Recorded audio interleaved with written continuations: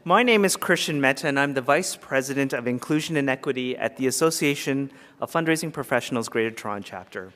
I am also the co-chair of this Diversity to Inclusion series, along with Leah Eustace and a few others from our AFP team. Nancy Horvath here from Toronto, Daniel Brunette, and others.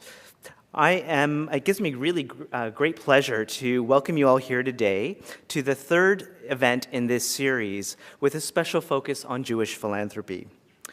Before I invite our wonderful co-chairs of this conference to say a few words, I want to provide you with a quick background about this initiative.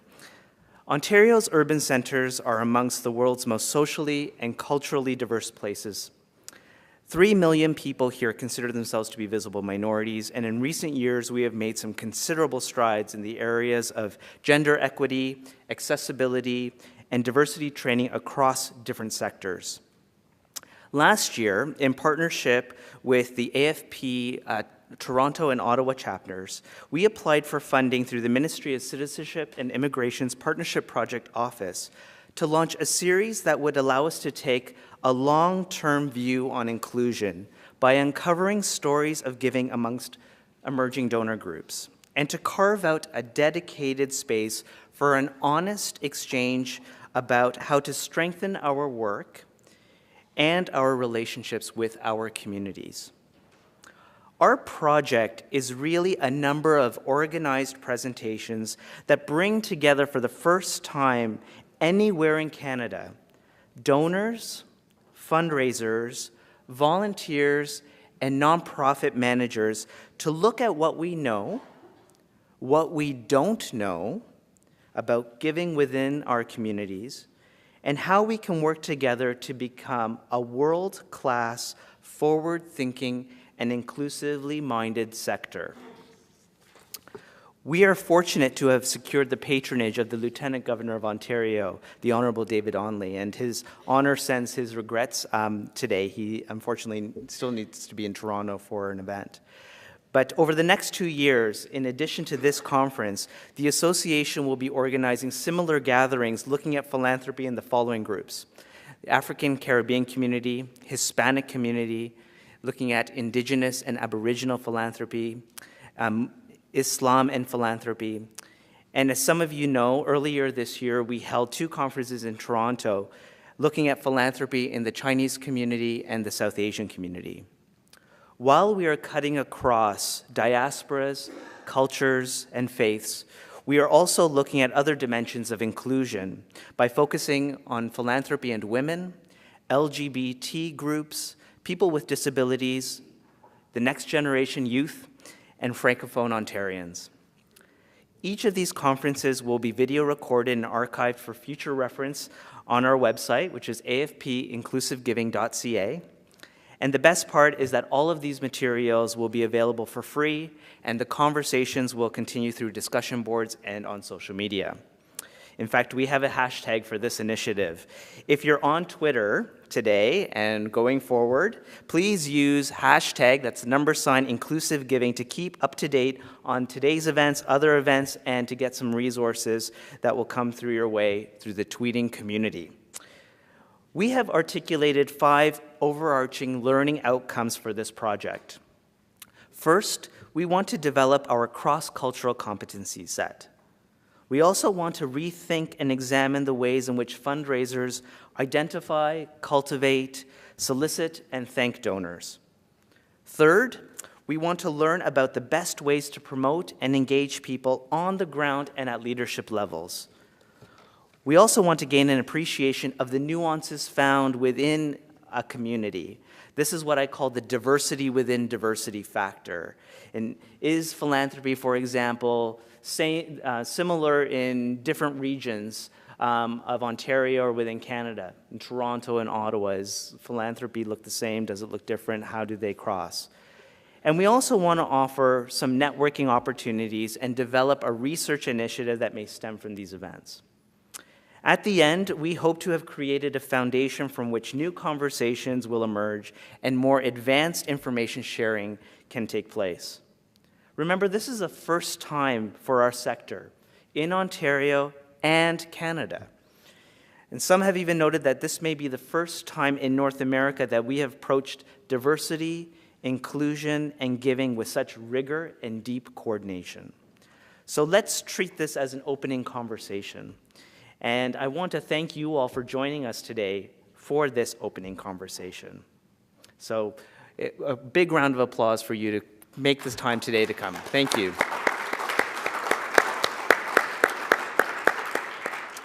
We are so pleased to shine a light on philanthropy in the Jewish community today. And I'm delighted to introduce to you our conference co-chairs, mother-daughter duo Linda and Jessica Kerzner. Both are mainstays in the Ottawa charitable scene.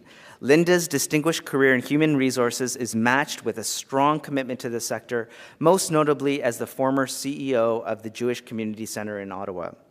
Jessica is the co-founder of Total Fit magazine and is currently working in fundraising at the Jewish Federation of Ottawa and the Ottawa Jewish Community Foundation. Clearly, the spirit of generosity and volunteerism is genetic. What a wonderful combo. Thank you, and without further ado, Linda and Jessica Kerzner. Thank you, Krishan. On behalf of my mother, Linda, and myself, I'd like to extend my appreciation to AFP for inviting us here today to engage in a conversation about Jewish charitable efforts. Thank you to all of you for sharing your professional and your volunteer experience with us. We look forward to a very interactive and meaningful dialogue. We were just talking about the fact that I don't know if it's harder when you know half the people in the room or you don't. It now gives me great pleasure to introduce Steve Savitsky, our keynote speaker today.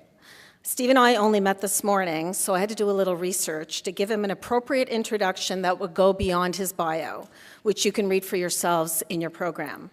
So I started with the man responsible for getting Steve here today, who I think is still on a plane, but is going to get here, one of your presenters, Moshe Smith.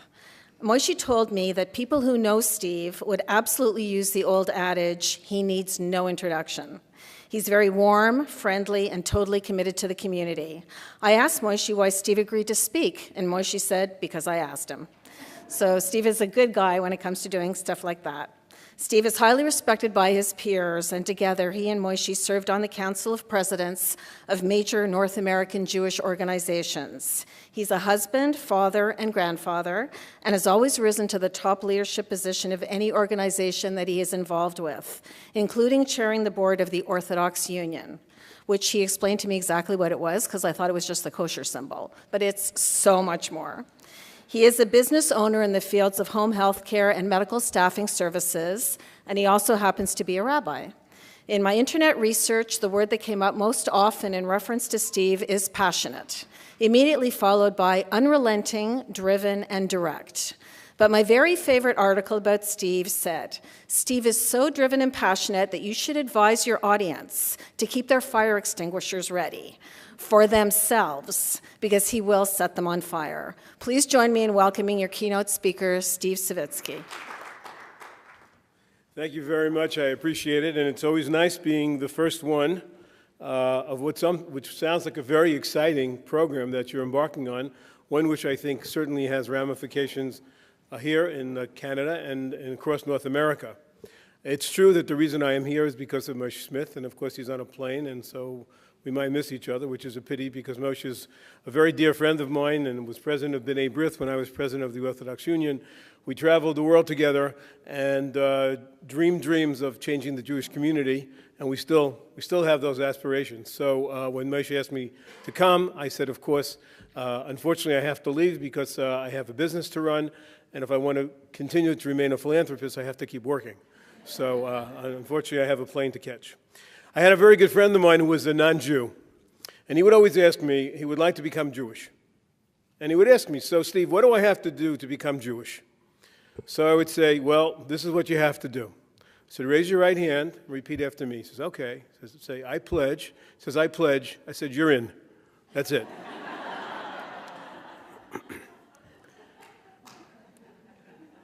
You know, in most cases, when people are trying to find ways of raising money, charity, there's a two-step process. The first part of the process is really convincing people the need why they should be involved in giving charity, why it's important, why it helps society, etc. With the Jewish people, that's not necessary. Jewish people, step one is not necessary. Step two is necessary, which is really why my organization, what are you doing, where is the money going, etc., etc. But you don't have to convince Jewish people the need to give charity. And the reason is because it's genetic as part of our makeup of being Jewish. You see, over 3,500 years ago, when the Jewish people were given the Torah, it's not just the Bible, it's the Torah, it's the oral and written law, in Mount Sinai in front of 2 million people, God told us we have to give charity. But you see, in English, the word is called charity. In Hebrew, every single word has a meaning. It has a numerical meaning, it has other meanings. The word for charity is tzedakah, tzedakah. And its root, its derivation is the word tzedek, which is just. The Torah tells us, tzedek, tzedek, tirdov, we have to seek. We have to seek and find what is correct. So when we give charity as a Jewish person, we're not giving charity because it's a really nice thing to do. We give it because it's the correct thing to do. It's the only thing to do, because if God gave us a blessing and gave us more than we deserve, then in turn we have to give this to other people. And so it's ingrained in our nature. I remember when I first got married, my father-in-law of blessed memory said to me, with your wedding gifts, the first thing you should do is take 10% of that, put it in a separate account, and save it, because you're going to give it away. And you know what? What it taught me is something very simple. I never felt it was my money. I never felt that I was giving away charity. The question was always, why you and why this organization? Who needed it? But it was never, oh, it's my money. It's not, because that's not what a Jewish concept is. There's no question, and I'm sure you're going to meet with a lot of different diverse groups, and I think that's great. And every group is always subjective. And so I'll be objectively subjective. Without question, on a proportional basis, Jewish people give probably more charity than anyone else. It's just ingrained in who we are. I thought about it last week, as a matter of fact, when President Obama went to visit Oklahoma and what happened in the tornado. And I said to somebody, if President Obama was a Jewish person, when he left, he would have given a check. That's what would have happened. I said, I wonder whether he did or not. I don't know. Perhaps he did. But I know if a Jewish person was president, that person would have given a check, because it is just part of what we're about.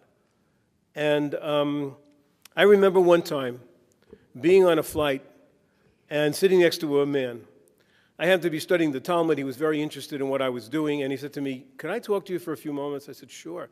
He says, I want to tell you something. He said, my name's Bruce Katz. I said, okay. He says, and I come from New Orleans, Louisiana. He said, and you heard of Hurricane Katrina, I'm sure. Devastating hurricane, demolished almost the entire New Orleans. He said, well, I work for Eyewitness News, Channel 7 Eyewitness News, and I'm the weatherman. And so I was there before, I was there during, and I was there after. I saw it all. He said, and I'm not an observant Jew. I'm a proud Jew, traditional Jew. And I watched what happened. There were 10,000 Jews that were in New Orleans. Every one of those 10,000 people were taken care of. They were sent to Houston, they were sent to Memphis, they were sent to Baton Rouge. They were fed, they were clothed, they were housed. People came from all over. It made no difference whether it was a Reformed, Conservative, Reconstructionist, Orthodox. It made no difference. Non-affiliated Jewish people from all over the world descended on New Orleans. He said to me, every one of those people was a king and a queen, a prince and a princess. He said, you know what happened to other people? They were in the Superdome. You remember that? It was terrible, it was horrible. It was rape and robbery. People were treated as homeless people. He said, I was never more proud to be a Jew than during Hurricane Katrina. That gives you an idea of what it's like. And I saw it personally myself, because I live in New York. And unfortunately, several months ago, we had a terrible storm called Sandy. In my own community, today, there are still 300 families that are homeless. But I saw when I went and I spoke to people who were officials, they said to me they've never, ever seen anything like it before.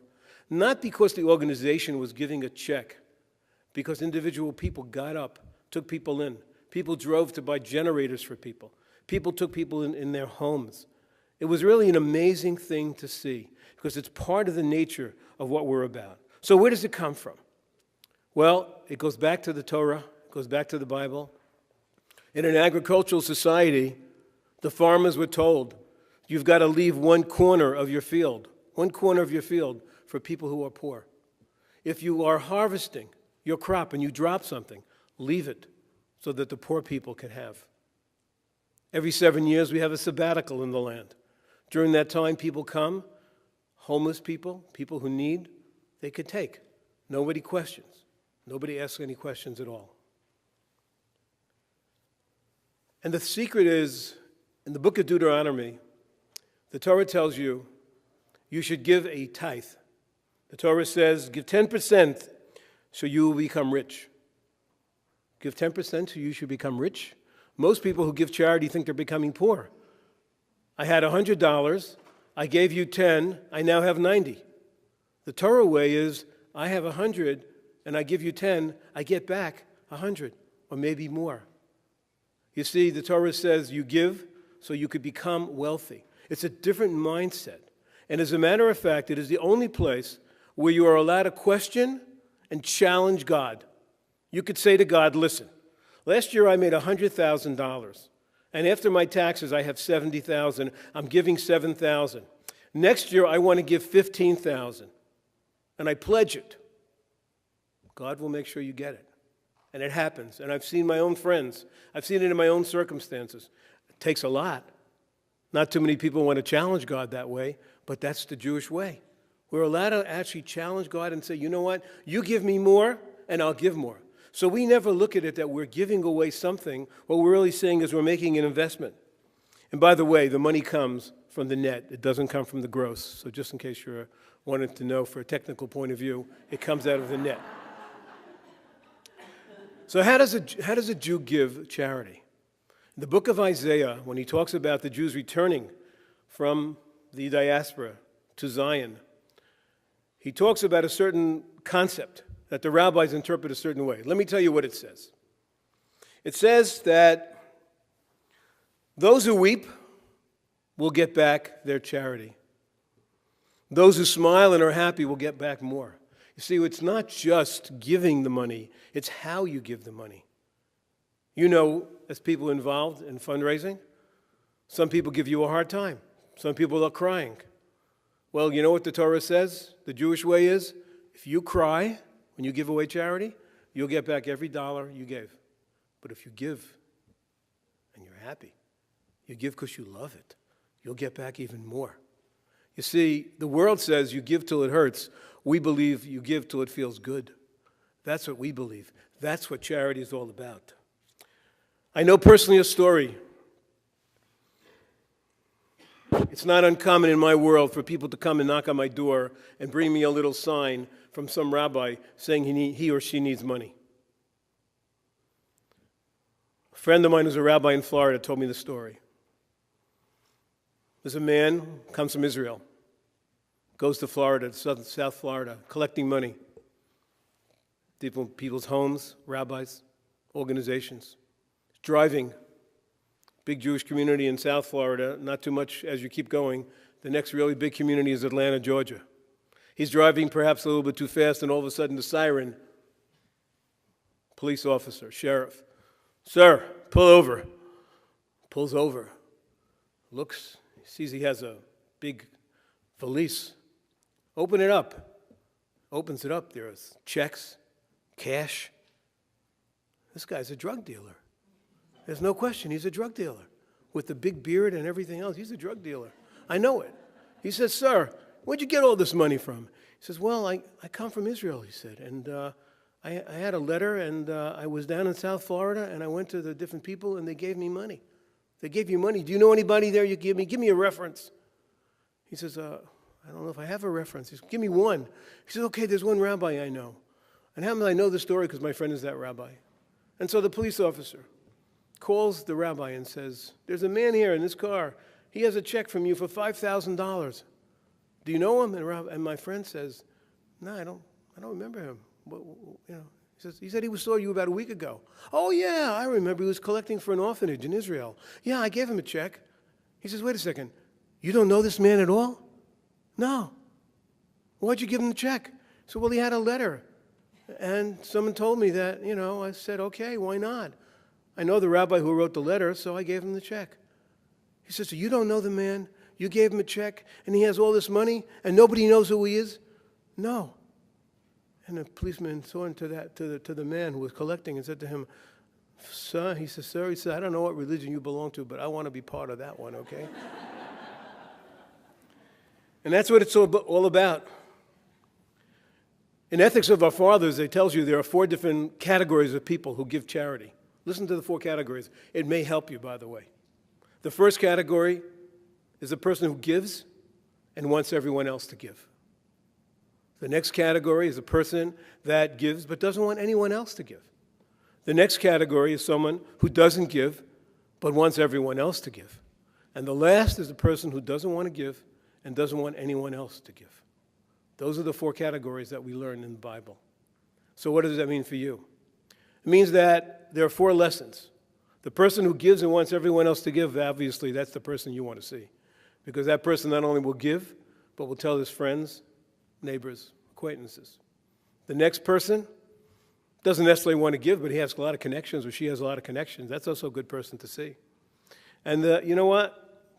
Then eventually, you get to the person who doesn't want to give at all.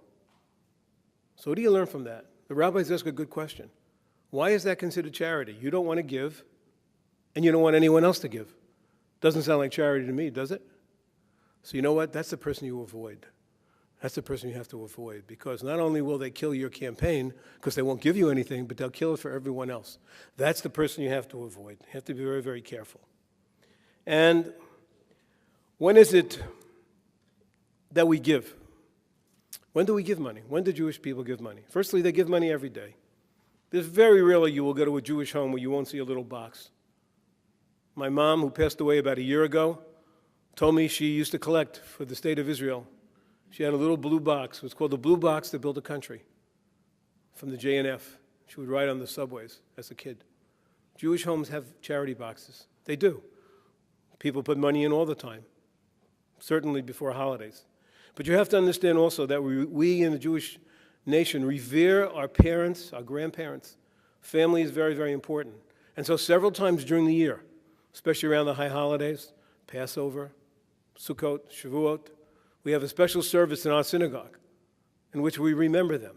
And listen to what we say in our prayers so that you understand. We say, God, full of mercy, grant fitting rest to the soul of, and you put your name, the name of your parent, grandparent, spouse, God forbid a child, who has gone to his or her eternal reward. And for this I pledge to give charity in his or her name. That's what it's about. You're giving money to remember them. And that's why it's so important, why Jewish people like to give money, because we like to perpetuate those who came before us. It's part of being Jewish. At the same time, we're also smart. We like to know where our money's going. We like to give to special projects. We just don't always like to give to general causes. We like to know exactly where the money is going. And you know what? It's not so bad, but we also like our names on things. People used to ask me all the time, how do I know the Jews didn't build the pyramids? I say, because there are no names. Donated by Mr. and Mrs. Bernstein, That's the way we are. But the reason we like to put our names on it is not because it's our name, because we're commemorating, remembering somebody we love.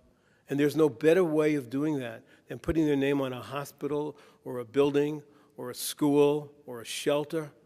That's the way it works. The Torah tells us that there are priorities in giving. First, your family comes first. Second, your community. Third, the people in Israel. Fourth, the general world. It's very important. Family comes first. Doesn't mean you're giving all your money to the family, but you have an obligation. You know the story of the rabbi who comes to a man who was very, very, unfortunately, not a person who likes to give. And he starts asking him for money for his organization. And the man says, look, don't you know that I have a sister whose husband passed away? She has 7 little children. The rabbi said, oh, I'm sorry. He says, and I don't give to her, so why should I give to you? That's the way it goes. We also like to divide how we give money. I'll tell you what I do. I divide my money into three categories. Three categories.